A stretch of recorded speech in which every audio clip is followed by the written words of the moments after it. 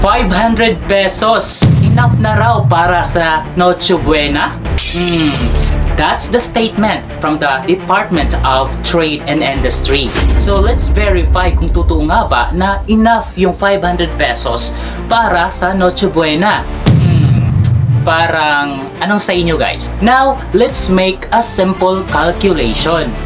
Kung bibili ka ng isang lechon manok, ito ay nagkakahalaga dito sa Cebu City ng 280 pesos. Okay?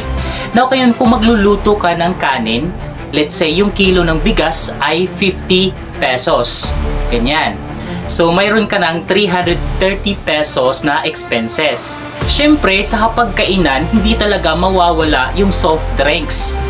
Nasa sayo na yan kung health conscious ka at magtutubig ka na lang. So, ngayon, yung isang litro ng soft drinks ay 50 pesos. So, mayroon ka ng total na 380 pesos. Mayroon ka nang natitira na 120 pesos. Now, the question is, ano ang mabibili mo sa natitirang 120 pesos? Sa 120 pesos mo, makakagawa ka ba ng fruit salad? Makakagawa ka ba ng macaroni salad? O ano kayang dessert ang pwede mong bilhin sa 120 pesos? Now, let's consider and let's say bibili tayo ng banana cake na nagkakahalaga ng 120 pesos to make it 500 pesos. Yes, that would be possible. Yung 500 pesos mo ay pwede ka na makapag-celebrate ng Noche Buena for just 500 pesos with rice, soft drinks, lechon manok, and isang banana cake. But would it be enough?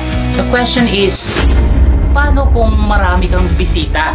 We all know it's part of the Filipino tradition and culture na kapag marami tayong bisita, we are the most hospitable people. And part of the obligation of being hospitable is yung preparation ng pagkain natin, lalo na't mga birthday or mga events kagaya ng Pasko or Noche Buena.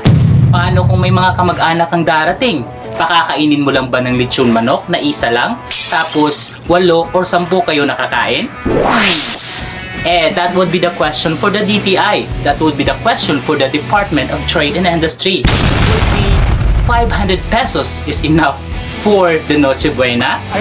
Let's say that would be enough for just 2 persons. But that would not be enough for the whole family. Yun lang.